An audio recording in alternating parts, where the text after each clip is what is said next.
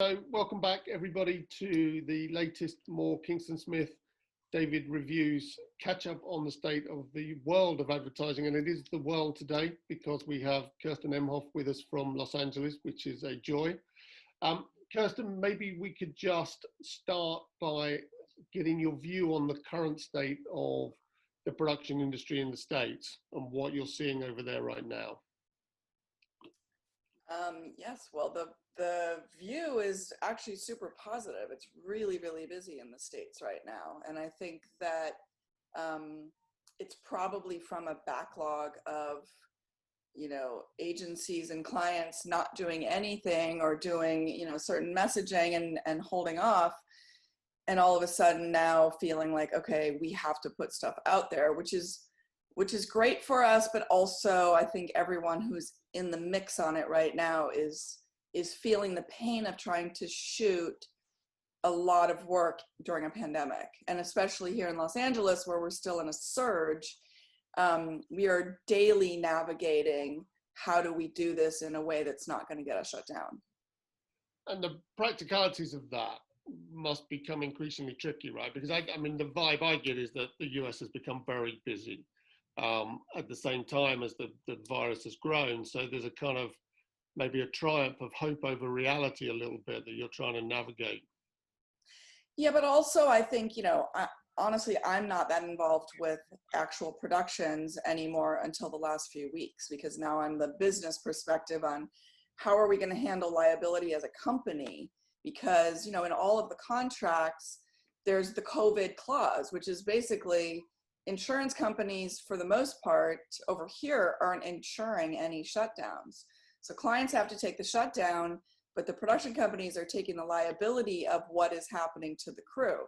So for us, for example, I've decided that I want everyone tested. There can't be any kind of compliance or any kind of protection on set without testing. But right now, everything's happening so quickly that every company is making their own decision. And to test everyone, it's cost, our COVID line right now is between $30,000 and $60,000. And that, that's a lot of money for clients to look at, but it's honestly the only way that I can legitimately say we are providing a safe environment. Like one of my emails this morning is, can we test a 1-year-old on a set on a shoot today? It's like a whole new world of trying to keep your crew safe. And is one of the themes of these discussions has been, what is the kind of quality of the work you're seeing? Are you seeing stuff that is back to what it was pre-pandemic, or are you still struggling with, new messaging and wanting to shoot stuff cheaply? No, definitely not. I mean, we did one of the first big spots for Stella when filming began again. We were the first production in the state of California. And when that came out, we got so many calls like, how did you shoot that?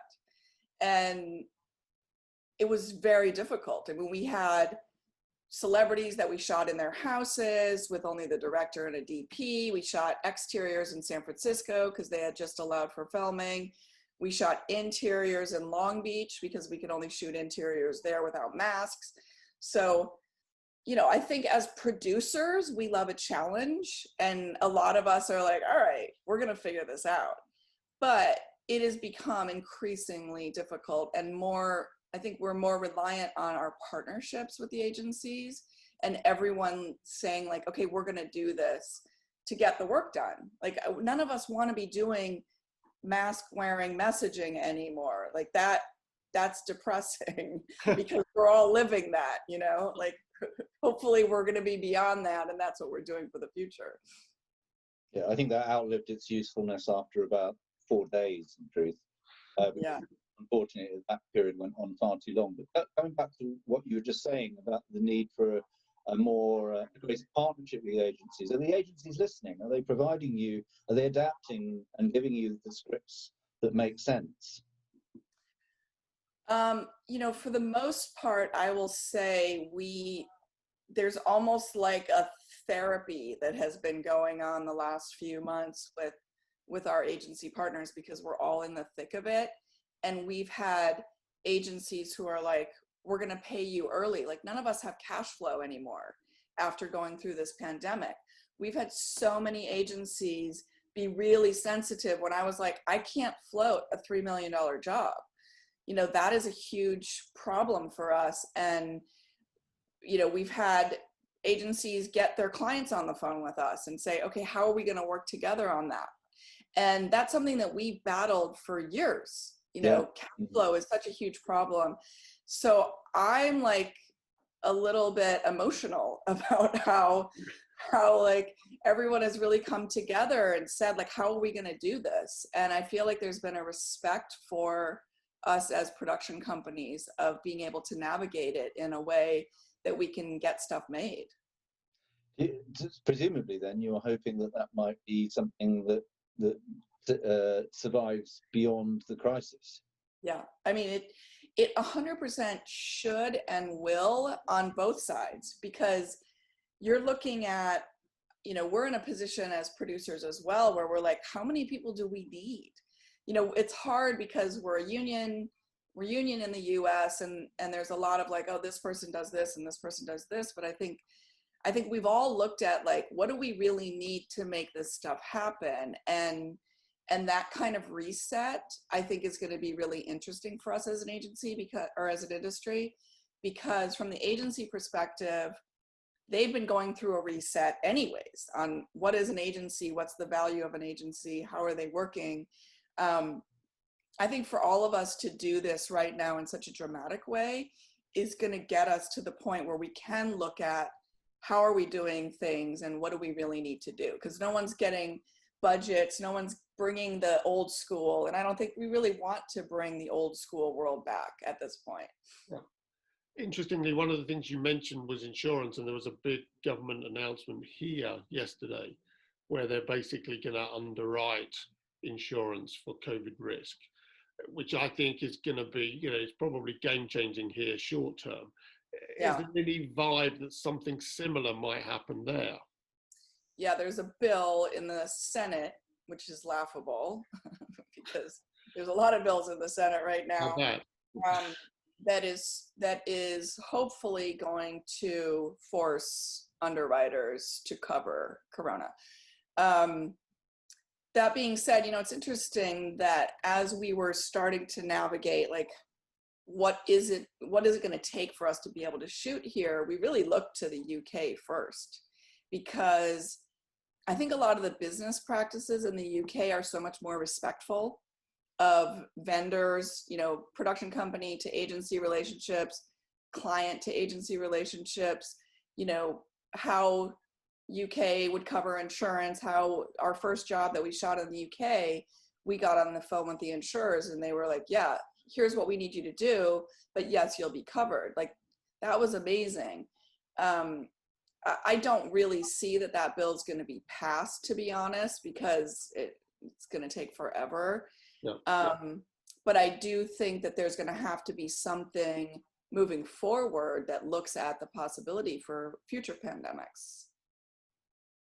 Coming back to something you said earlier about testing, as we know only too well, your president has made a great deal of the extent of testing in the States.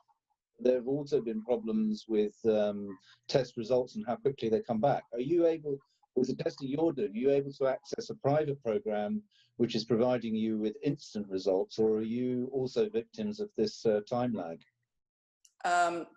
Both, but I will say, like, most of my day, a lot of my day is constantly looking at the newest research. I'm kind of a medical tech geek at this point. What we've done is we have there's 3 different tests. There's the actual virus test, there's an antigen test, and then there's an antibody test.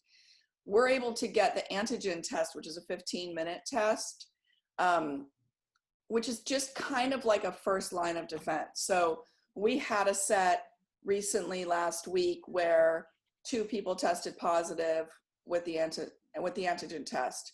For me, that's enough. If we have an entire crew tested, everyone's working in pods, so you know that you're only looking at, 10 to 15 people at a time, that with the antigen test, then we can say, you know what, let's remove those people and go get them proper blood test and see if they have the virus. So if we're getting our heads of department, key talent, directors tested 2 days prior, then the rest of the crew, because it's hard to get everyone to go and try to get themselves tested while they're not being paid. The antigen test, which is easily attainable, and we now have, you know, on-set medics and corona compliance officers and whole teams. So that seems to work. I mean, for now. Could I persuade you to run for president, perhaps, because you sound slightly more organized? She's vice president. She's running as Biden's vice president. Oh God, please don't open that can of worms. It's clearly a difficult time to plan anything, Kerstin, but how would you see the next 6-9 months panning out, right? Do you expect a surge of activity and then it to quieten down? Are you all anticipating locking down again? I mean, how does that play out in your mind? Well, I mean, as you know, I'm doing projections right now. So I am expecting cautiously that we will continue to work, and that there might be little surges. Like right now, we're hearing that there might be a surge in Spain. So I think the way that we're moving forward is with plan Bs and plan Cs. We're bidding a huge US job right now, and we have 3 different roads to go down with budgets, approaches, everything's getting approved depending on what happens in a lockdown. So now cautiously, I will say that dealing with just the state of California, we had 900,000 people unemployed in the film industry during the pandemic. So there is a chance, which is bizarre, but they might deem filmmaking an essential business in Los Angeles. So we will be able to work even if there is another shutdown again. Wow. And commercials are obviously the first thing to go back. So I really feel like we're going to be able to maintain as long as we, you know, protect our crews and, you know, navigate this properly. Okay. What I tend to do before I kind of wander on to ask Jason whether he's seen any work that he likes is maybe ask you whether you've seen any work in the lockdown that you have thought, hey, that's amazing. And then Jason can tell me again that there's nothing that he likes at all. So you can be more upbeat for me, Kerstin. Oh my God. You know, honestly, I'm going to be really negative. I haven't seen, you know, look, I thought our Stella ad was great, and not to just pitch my own company, but,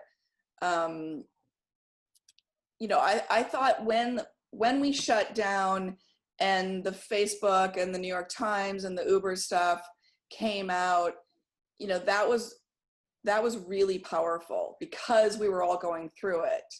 And then everything after that just made me angry, whether it was like creatively done or like, hey, how did you do that during a pandemic? I think it's like the work that I'm responding to right now is showing an emotion. I mean, honestly, my favorite work right now is being done by the Lincoln Project, which is the Republicans against Trump. Like, I want to hire every one of those people, and I want to tell them that whatever they need from me, I'm on board for it, you know? But I think, to be fair, I just don't think that, you know, I think it's hard to get really good creative out right now. Hopefully there's going to be a wave of it coming out in the next month because we're all shooting so much. Is that, in your head, is there a reason why it's hard to get good creative out now? Is that just the environment generally and the negativity that infects the world? I mean, I honestly think it's like much more logistical. Our industry reacts so quickly. The fact that we could shut down and within 3 weeks you started seeing, you know, ads or messages on TV from Facebook and Uber and, you know, reflecting the world that people were living in, that's unbelievably fast. So as I think clients, agencies have been saying like, okay, what message should we put out? When we first got the Stella project, it was before the shutdown. It was like a massive musical in the streets of New York with hundreds of people. And it changed to what we ended up putting out. And that I thought was unbelievably, quick response to like, all right, what is it that people want to see? So the fact that we're in this like little period right now of people exploring like what is the message that the consumers want to see and what are producers able to do, it's hit or miss. Like I don't think it's setting the creative bar that high, but as we get better at it and as they feel more confident about their messaging, I think you're going to start to see really good work again. Okay. Jason, you found a kindred spirit. You found someone who's almost as negative as you. You say that. Actually, I think, and I'm not going to be able to name specific examples, I should have prepped beforehand, but there's been a sea change here in the last couple of weeks. And if the UK is ahead, then perhaps this is what you'll experience next. I think agencies have finally got the memo. You can't continue just to sort of dust off the projects that you were hoping to make before all of this happened. You have to adapt circumstances. The one thing I would disagree with you on, I think production side were ready and prepared to do what they could once those scripts arrived. But I think certainly over here, they were a long time coming. But they're on board with it now. And we're starting to see work, which, was what I was talking about in the first instance, Graham, work which neither reflects the pandemic in terms of its messaging, nor is visibly constrained by it. They're making the best they can under the circumstances. And that, that's the kind of rule of thumb which the industry operates by the rest of the time. It was puzzling that simple objective went out the window for quite a while, as a lot of the productions a lot of the projects sought to show how hard it was to make them on the screen. And as Kerstin says, I don't think the audience cares how hard it is to make things right now. They just want to see the best that everyone can do. And we're seeing that now. It's great. Yep. Another thing that we're seeing that I'm really excited about is agencies reaching out to us with non-traditional projects. And I think, for us, we have a film company and advertising and music videos. So this kind of shutdown time has been great for development. And I'm seeing that from agencies who are sending us, series ideas or ideas that, are not necessarily production related, that are really, really strong creative concepts that we're trying to partner with them and get done. And I love that. Like that's creatively super exciting. Well, I'm gonna draw us to a close there, because then you're positive and Jason's also been positive, and I'm going to sit with the fact that in a commercial sense, right now we're leading the world. So thank you, Kerstin. Yes, thank you.